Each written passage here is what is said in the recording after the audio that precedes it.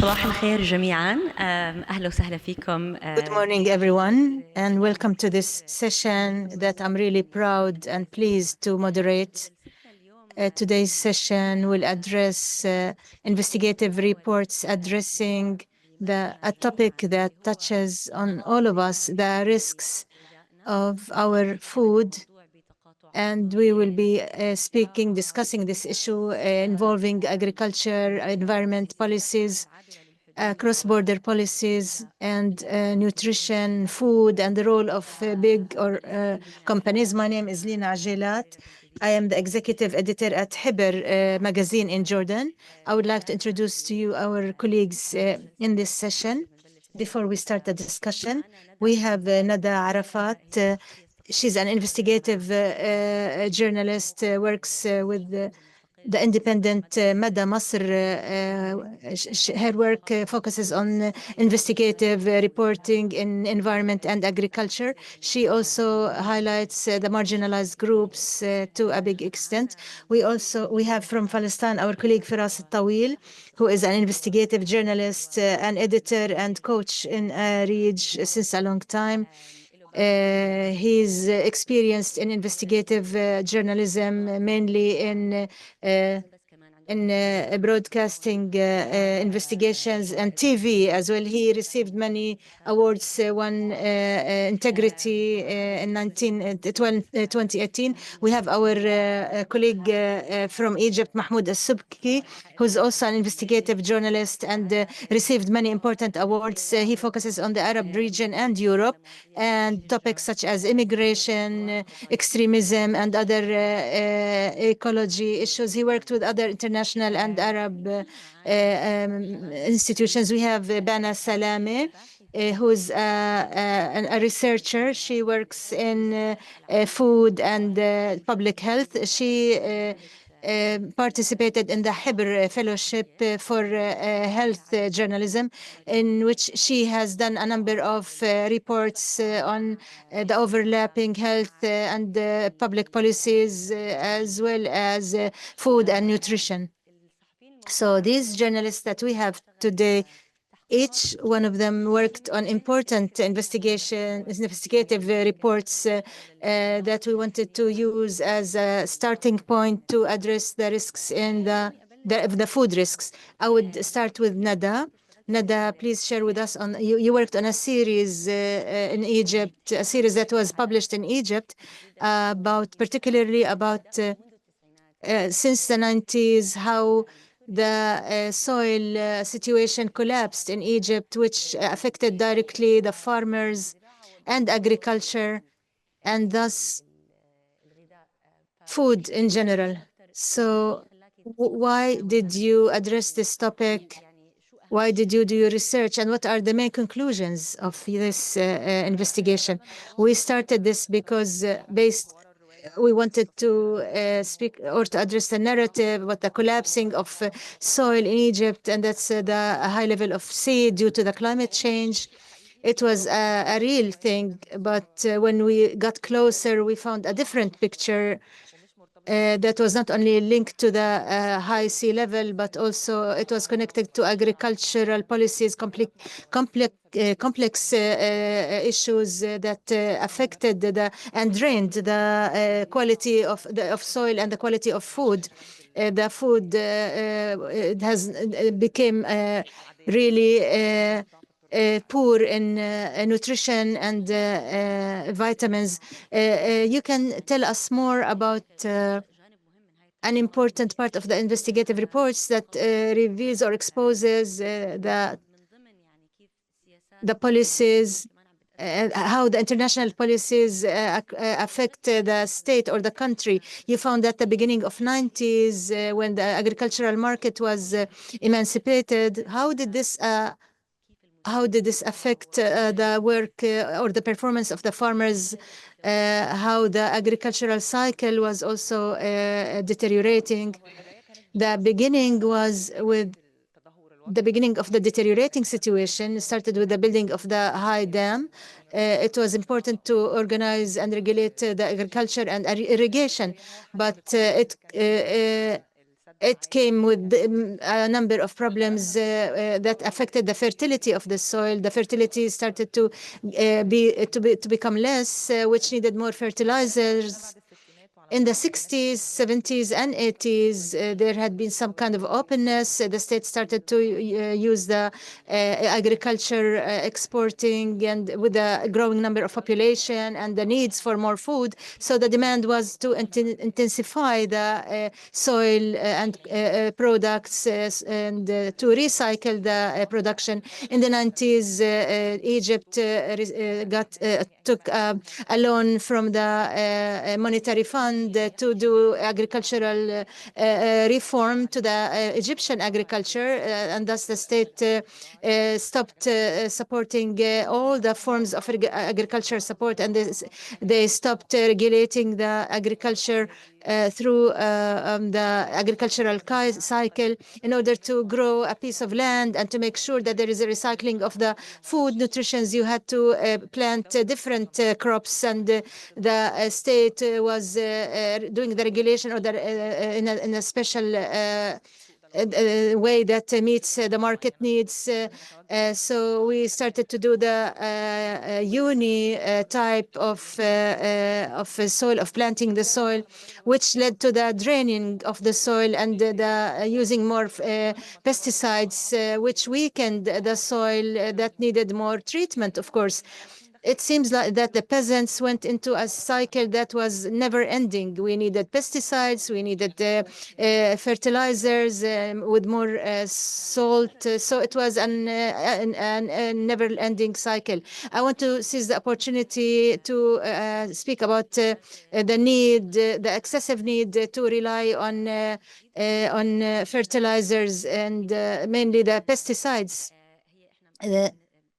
Maybe in which we in our area, our region, we rely on importing pesticides. What Firas and Mahmoud, Firas and Mahmoud did a joint investigative report on importing pesticides that could be prevented in their own countries, but yet they would export them. They don't apply these standards when they arrive in our country or in our region. So, Firas, how did you do this investigative report? Thank you. The beginning of this investigative report was in 2020. It was an investigative report through ARIJ from Palestine, revealed a big malfunctioning in the importing of pesticides, and we found 30 samples of vegetables to the consumer with the huge amounts of the above the allowed level of pesticides in these samples, and there was more than one. It was a complex of pesticides that are that threaten the health, the public health, which only also exposes the lack of oversight and surveillance. The situation did not improve; it even became worse. There's no monitoring, and each time we ask about that, there is a plan, there's a strategic plan, but on the ground, nothing has changed. And like we said, there is a tendency, as you said before, there's a tendency to use the excessive use of pesticides in many countries. They try to market these pesticides as a rescue for all the farmers, and that there should be enough food for all the population, and thus they spread at a large level. In 2024, we did not redo the first research. No, we wanted to look how or to find out how these pesticides are imported to Palestine, who does the importing, and how can the authorities allow such pesticides. We found out that there are pesticides that are forbidden in Europe, but yet they are exported comfortably to the southern countries. And of course, we took Palestine as a case, how these pesticides get into Palestine. If we check in the rest of the Arab countries or the southern countries, we see that these pesticides are forbidden in Europe, and yet they are sent to our countries without any restrictions. And the companies have always the justification, or even the official parties in Europe that Mahmoud can address, process, their justification or their pretext is that they want the other party wants that. So the next question, in your investigative report, have you focused on the poor surveillance on something that is forbidden in our country, or it's not forbidden in our country? So is there a poor implementation of legislations, or the legislations themselves are not being able to forbid or prohibit these things? The first thing of the first part is that there is no surveillance on the use of or utilization of pesticides, even the allowed ones. The way they are used, that is called the safe period and the safe use of the amounts. These are not monitored at all. A farmer says, I would spray based on my own experience. If they need more, I would add.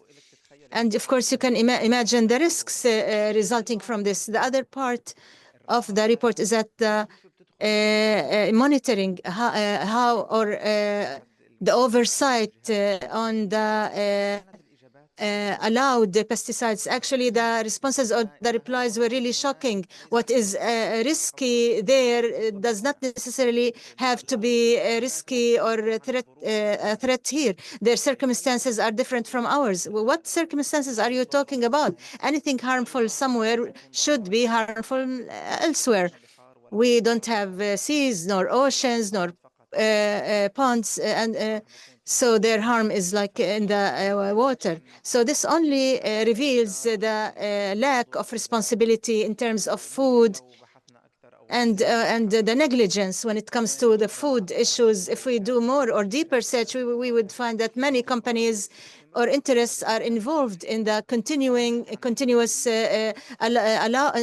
to allow these pesticides. We're talking about millions of tons of pesticides, and thus there are huge profits when it comes to the product or to the crops that is non-stop. There's an agricultural cycle. There is a spray every week, and the post-agriculture or growing phase, there's a huge cycle of utilization of these pesticides, and thus there is a link that we need to look for.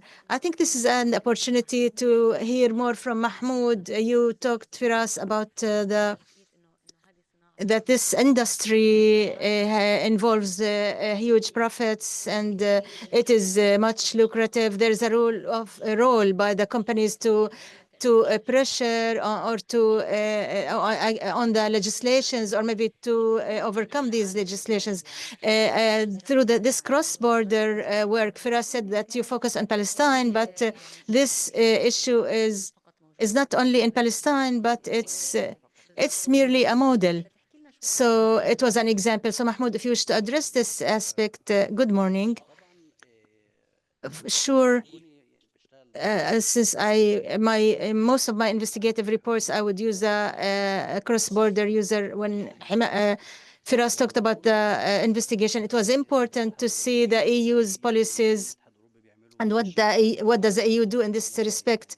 There are huge atrocities or maybe catastrophes that the EU is doing. Unfortunately, the EU legislations or regulations are merely on the papers, and they are great. They look great. But at the end of the day, there is the EU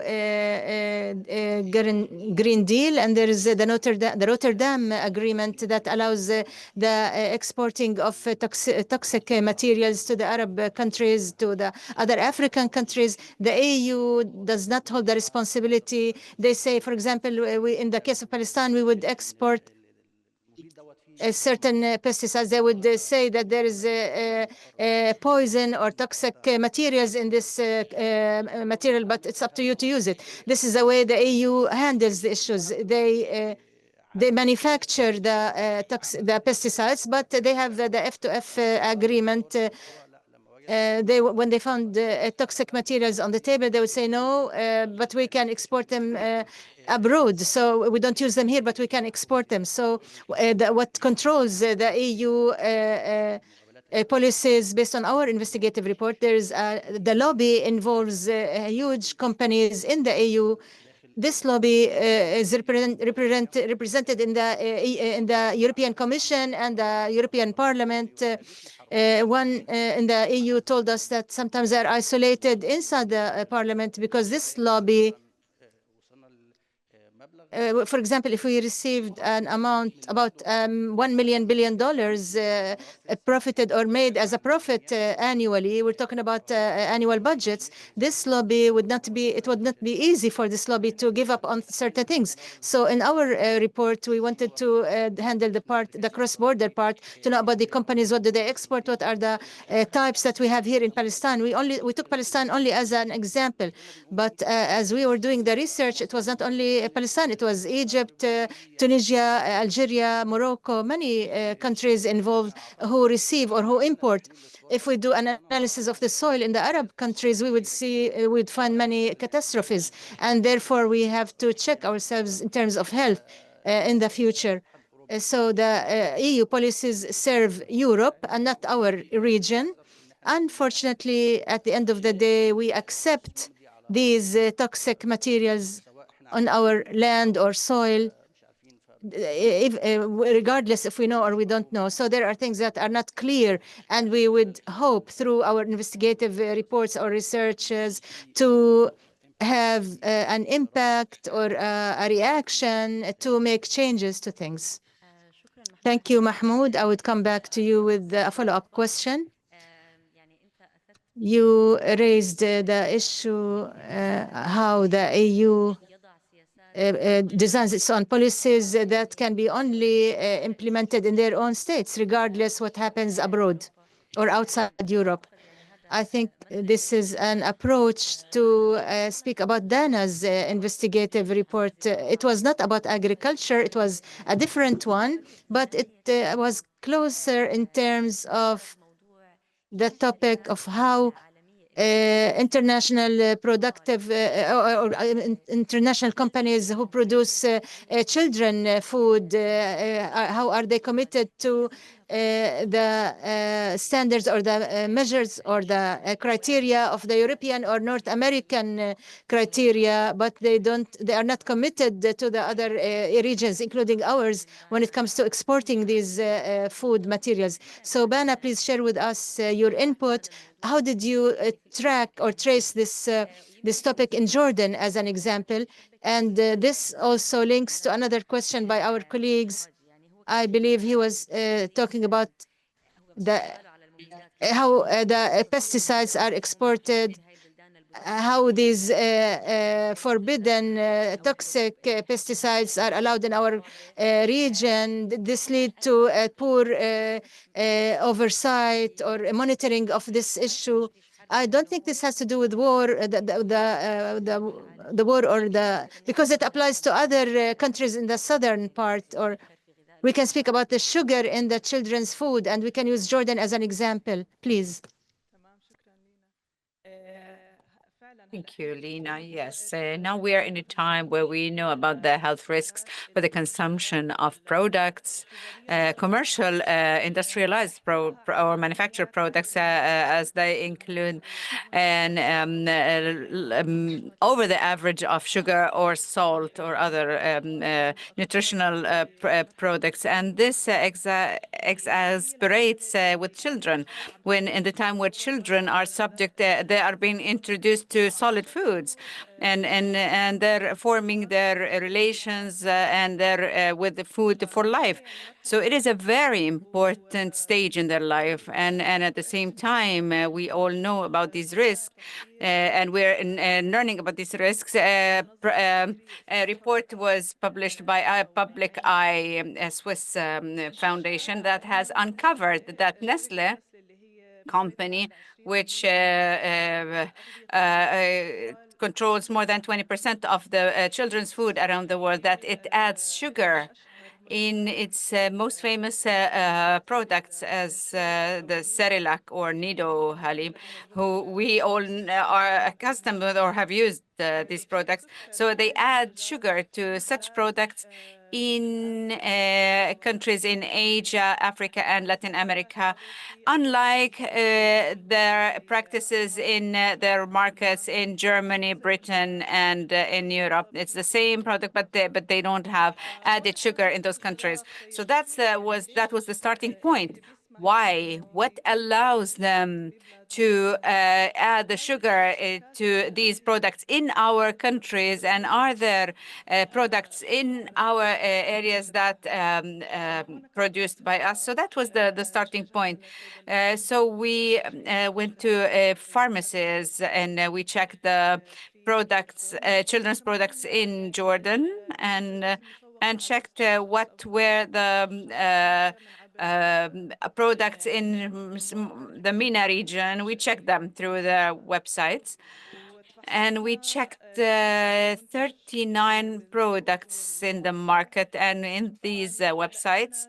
And because we in Jordan and in many parts of this region, when we check the nutritional facts of these products, we don't see, as you know, there are these tables about the nutritious facts of each product.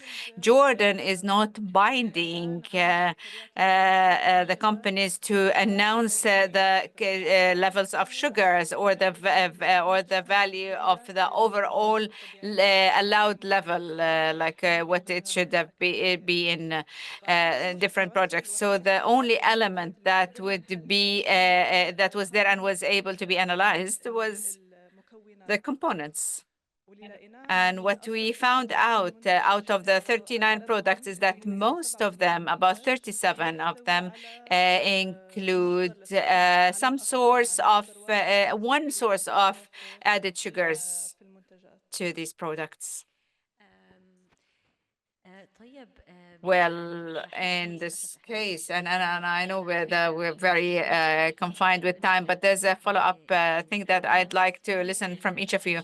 However, because there are other questions from the audience here, I just like to read some of these questions so that when I come back to you, at least if you feel that some point was there that you can answer, please do that. Said from Yemen asked if you can tell us more about the obstacles that you've faced in covering such issues. So please let us know. I think it's an important part of the investigations that you do is not only about that there is accountability to governments and to states, but also there is more than that. It's accountability to companies that are cross borders, which is really more challenging. And we need to know how are they binding to and adhering to the international standards. So Abdurrahman asked why there is no networking between the different countries on these pesticides that are banned. Why is Yemen drowned with these pesticides? And we have a very beautiful example for the networking between journalists around the Arab world. So why don't we see such an example among others? And then there was another question also: how can political situation impact especially like in Palestine, the ability of farmers to adopt different policies? I know that you worked on Palestine, or you took Palestine as a model, but I'm sure that there are even multiple layers for the impacts of occupation on such issues. We have only 6 minutes. I wish each of you can just tell us in a minute or a minute and a half about the main challenges that you've encountered in working on your report, and or if you have any new ideas, we'd be grateful. The main issue in Egypt, there is no data. No official governmental data. Also, scientific research is not very much open. There are always obstacles to or constraints to communicate with university professors or so on. So it's the difficulty lies is that we need to do everything by ourselves. So we need to work more to to read, which is good. We learn more, but I feel that it's a long way. And if we have official statistics and data, that would be very supportive. But this is it for Egypt. I don't know about the international companies, so I cannot tell about that. Regarding the hindrances on working with such topics, we need to first talk about different. We're talking about components of pesticides or chemicals that journalists need to know more about them to know how they should be used. So this requires more effort in order to understand scientifically about the components. And anyone who would like to work on this topic need to learn and do the homework. As for the impact of the Israeli occupation and on the West Bank and Palestine in general, Palestine is an example of the global South countries. But add to this that there is no control over the borders, there is no monitoring, so there is smuggling from the settlers settlements in the West Bank. So the use of pesticides that are banned or prohibited internationally are used with us. That could be on a higher rate. But then we're talking about surveillance, about monitoring. There's even for the things that are allowed, it's not there. The monitoring is not there. The other point, it's about networking and working in collaboration with other countries. This is available at times, as we did, Mahmoud and I, and we proved that how was the role of these companies. And any idea of this sort is always welcome. There should be more collaboration between journalists from different countries, especially when we're doing reports on cross-border issues. Yeah, and I would like to add and reiterate what he said that Firas said that there should be a collaboration. This is very good for both sides to exchange data, information, to collect the work and add to each other. That's this will multiply the impact. Of course, our report tackled the issue in Palestine. As for the companies in Europe, we knew about it, but at least we were able to confront them with the facts that we came up with. So they cannot say and deny that it's not there. Bana, tell us more about what Mahmoud just talked about regarding approaching those companies and that they have already answer for this. Can you tell us more about what was your experience in this regard in Jordan? Well, my experience, and this is one of the difficulties, is that national legislations are not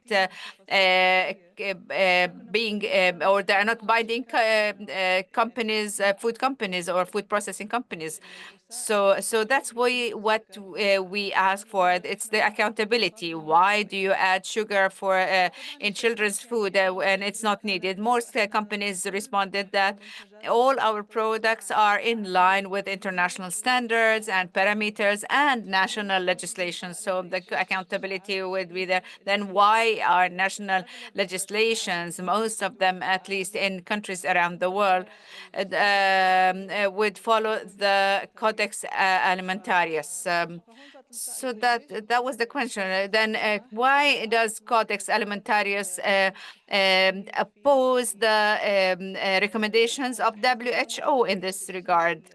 If we check this, it is an international and governmental international entity, and they allow representatives of companies not only to be there as observers, they can also impact the government conversations, discussions, and they can join the delegations from the different countries. So and they would have an impact in the voting on the standards of and parameters of nutritional values. So in the from the WTO, there are pressures from exporting countries of children's foods that need to follow the WHO standards, they will affect them in setting their standards. And there are examples, and there are few examples that are documented in this regard. Thank you, Bana. In the 10 seconds, when I was asked, do we, what is it that the element that makes us add sugars, for instance, or it's poverty. Poverty is an important element. Invite you to read the reports of the colleagues. Time was very limited and short, and we did not give them the needed time. But anyway, thank you very much. This has enlightened us with the information that we needed to know. And thank you very much for your reports. Thank you for your attendance.